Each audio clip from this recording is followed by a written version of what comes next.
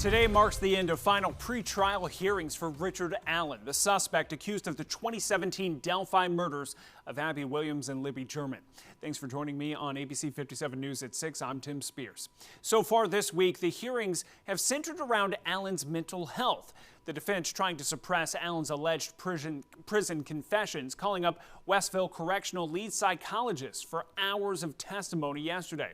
We're also learning about the potential murder weapon used in this crime, with ISP Detective Jerry Holman testifying that Allen claimed he used a box cutter to murder the girls. And the defense is also trying to get the case dismissed based on their theory that Allen could not have killed the girls because it was actually a ritualistic killing by pagans who worship the Norse god Odin. ABC 57's Annie Kate is in Delphi with what's going on court today. It's day 3 here in Delphi, kicking off with final arguments in the defense's motion to suppress alleged prison confessions made by Allen. It seems the defense is trying to show Allen's incrimination was just a product of his psychosis. Yesterday, his psychologist, Dr. Minica Walla, testifying she had no doubt Allen suffered a serious mental illness, including brief psychotic disorder during a 4-month period in 2023, which coincides with when Allen started confessing to the murder. The defense wants those statements thrown out of the jury trial in October. But the prosecution says Allen's rights were not violated. He chose to make those statements. He was not interrogated. Even Dr. Walla told him not to talk about his case. They argued Allen found God and he chose to make things right and confess. And his confessions were specific. Quote, "Only a person who was there would know these things," end quote.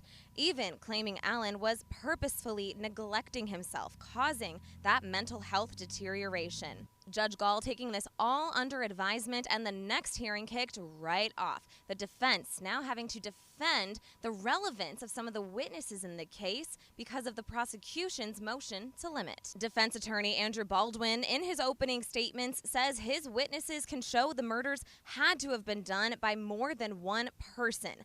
And here's where the Odinism or Norse paganism theory comes back in. He weaves a web of men he believes to be both Odinists and connected to the murders. After all, he explains, there were ritualistic markings at the crime scene. Baldwin calls his first witness, Don Perlmutter, the director of the Symbol Intelligence Group, who testified, quote, "This was a textbook ritual murder." They go through common indicators of ritual killings, and Perlmutter explains how symbols at the scene could be indicators. The prosecution quickly trying to discredit her in cross-examination, saying she didn't have all the evidence, just what the defense spoon-fed to her. And another thing, Baldwin is trying to poke a hole in the prosecution's timeline of events, suggesting the girls could have been killed even later. There are several more witnesses in this motion, and court will get out later this evening, so I will update you on the rest of the proceedings tonight on Night Team at 10 and 11. The final day of pretrial hearings for the Delphi double murder suspect Richard Allen runs late into the evening, lasting nearly 12 hours today. Allen will be moved out of prison and into jail, awaiting trial for the murders of Abby Williams and Libby German. ABC 57's Annie Kate has been listening in all week. She's in Delphi with the latest from the courtroom. Tim, we got out of court tonight at about 8:30, and now this is after the hearing started at 9 this morning, so a very long day here at the Carroll County Courthouse. But right before adjourning, Judge Fran Gall did grant the defense's motion to vacate Richard Allen's safekeeping order. This means Allen doesn't have to wait in prison anymore awaiting trial. Instead, he's now in the custody of the Carroll County Sheriff, who wouldn't share with us where he's taking him. Now, she didn't rule on any other motions yet.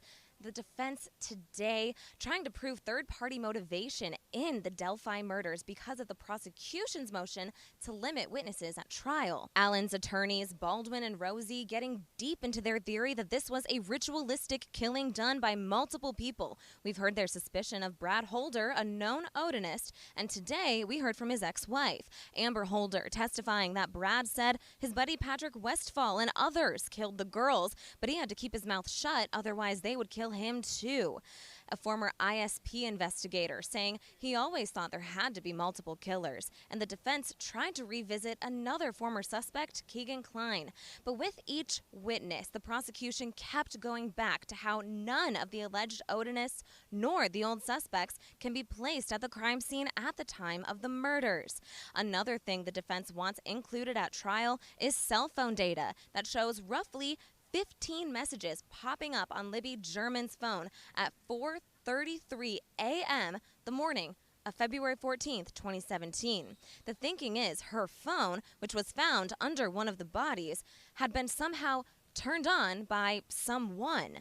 The first witness of the day was an expert on ritualistic symbols and sacrifice and testified, quote, "This was a textbook ritual killing. Specifically, she believes one of the trees at the crime scene was intentionally marked to make an Odinist symbol." So near the end of the day, the prosecution, calling their own expert, a crime scene investigator from LaPorte County, who testified that the mark on the tree was likely from Libby's own hand after she was injured. That expert explaining how Liberty German had been moving around when she was injured, standing and sitting, and that she had been dragged. Abby Williams, meanwhile, staying in the same spot, the blood saturating her gray hoodie. And that was the point in today's hearing that really affected the victims' families. All eyes are on Richard Allen as the hearings are all about his impending trial, but it's easy to forget what this case is really about.